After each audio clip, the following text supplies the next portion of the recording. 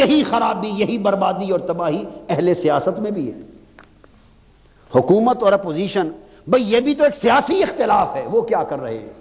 کیا پوری دنیا میں، یہ بات توجہ طلب ہے، میں اپنے معاشرے کی کیفیت بیان کر رہا ہوں، ساری دنیا میں اہل اقتدار اور حزب اختلاف اور حزب اقتدار ہوتے ہیں، اپوزیشنز ہوتی ہیں، گورنمنٹس ہوتی ہیں، پوری دنیا میں کیا گورنمنٹ کا رویہ ہمیشہ اپوزیشن کے ساتھ دنیا میں وہ ہوتا ہے جو ہمارے ملک میں ہوتا ہے؟ اپوزیشن کے ساتھ کیا پوری دنیا میں اپوزیشن کا برتاؤ گورنمنٹ کے ساتھ وہ ہوتا ہے جو ہمارے ملک میں ہو رہا ہے؟ کیا اسمبلیوں کے فلور پہ وہ تماشا ہوتا ہے جو ہمارے ہاں ہے؟ کیا ہر روز اہل سیاست میں قتل و غارت گری نہیں ہو رہی؟ اور میں خدا کے گھر میں بیٹھ کے، اللہ مجھے معاف کر دے اگر میرے ادراک اور میرے تجزیے میں کوئی خطا ہو، مجھے معاف کر دے، مگر میں یہ محسوس کرتا ہوں کہ اس ملک میں جتنی قتل و غارت گری انتہا درجے کی ہوتی ہے، اس میں بھرپور طریقے سے ایک دخل اہل سیاست کا بھی ہوتا ہے۔ اس میں خارجی عوامل بھی ہوں گے، فرقہ وارانہ عوامل بھی ہوں گے، نسلی لسانی عوامل بھی ہوں گے، تخریب کاری کے عوامل بھی ہوں گے، مگر ان سارے عوامل کے اندر ایک سیاسی عوامل بھی داخل ہوتے ہیں، ایک دوسرے کو نیچا دکھانے کے لیے، لا اینڈ آرڈر کی سچویشن کریٹ کرنے کے لیے، ایک دوسرے کو ناکام کرنے کے لیے۔ یہ اپوزیشن کے دھڑے، یہ ان کے حربوں میں سے ایک حربہ ہے، پاکستان میں یہ بھی برتا جاتا ہے، دنیا کے کسی اور ملک میں نہیں ہوتا۔ ڈاکو انگیج کیے جاتے ہیں، قاتل انگیج کیے جاتے ہیں، غنڈے انگیج کیے جاتے ہیں، جماعتوں میں ان کو پالا جاتا ہے، ان کو تنخواہیں دی جاتی ہیں اور ان کے ذریعے جرائم کروائے جاتے ہیں، انتقام لیا جاتا ہے۔ تو میں سوچتا ہوں کہ کیا یہ ہلاکت اور تباہی اور بربادی صرف اہل مذہب میں ہے؟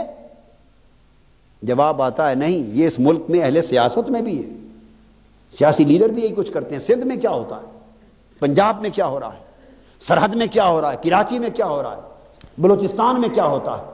تو جب سیاست میں بھی وہی طرز عمل ہے کہ ایک دوسرے کی برداشت نہیں،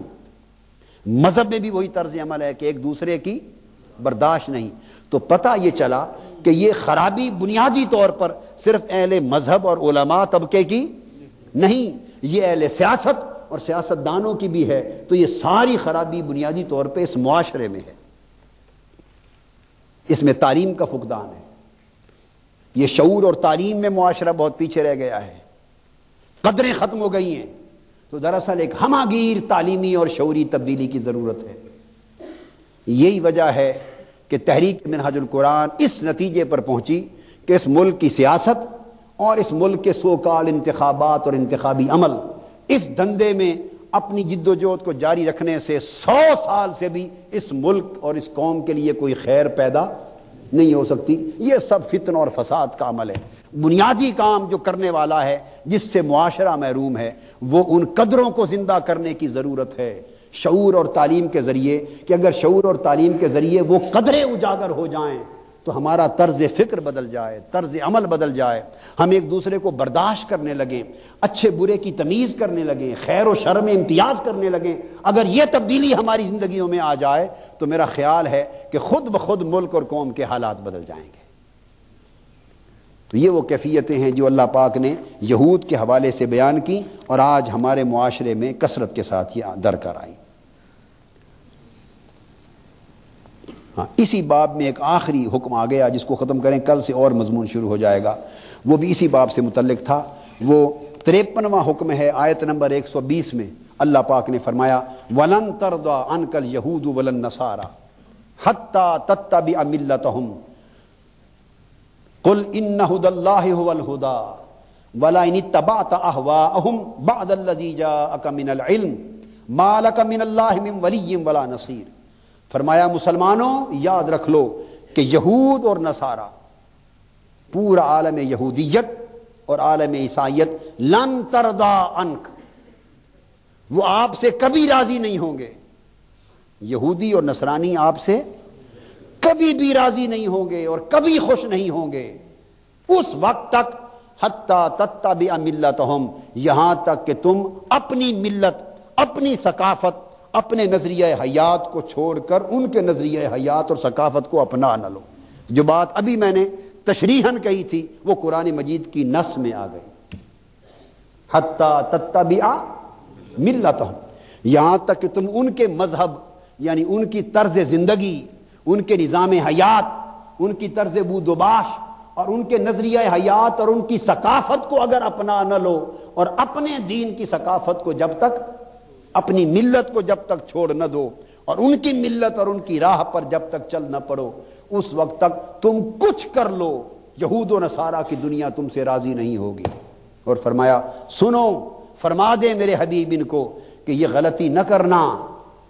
اپنی ثقافت، اپنا نظریہ حیات، اپنا دین و ملت اور اپنی شناخت کبھی کھو نہ دینا، بے شک اللہ کی عطا کردہ ہدایت ہی حقیقی ہدایت ہے۔ اور امت کی تعلیم کے لیے فرمایا اگر بفرض محال آپ نے اس علم قرآن اور علم وحی کے آ جانے کے بعد ان یہود و نصارہ کی، ان غالب مغربی اقوام کی خواہش کی پیروی کر لی اور ان کے پیچھے لگ گئے،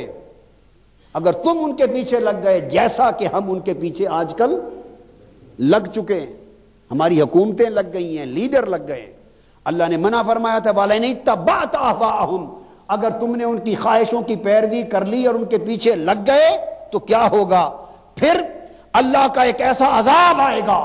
تمہاری ہلاکت اور تباہی کا وہ مقدر تم پہ مسلط کر دیا جائے گا کہ مَا لَكَ مِنَ اللَّهِ مِن وَلِيٍّ وَلَا نَصِيرٍ، پھر اللہ کے عذاب سے نہ تمہیں کوئی دوست بچانے والا ہوگا اور نہ کوئی تمہارا مددگار ہوگا۔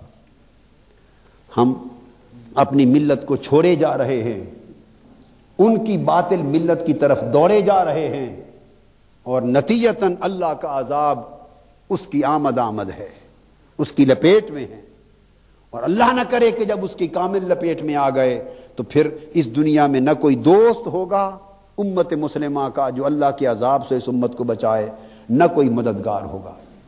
اللہ رب العزت ہمیں اپنی ہدایت پر قائم رہنے اور اسی پر جینے مرنے کی توفیق عطا فرمائے۔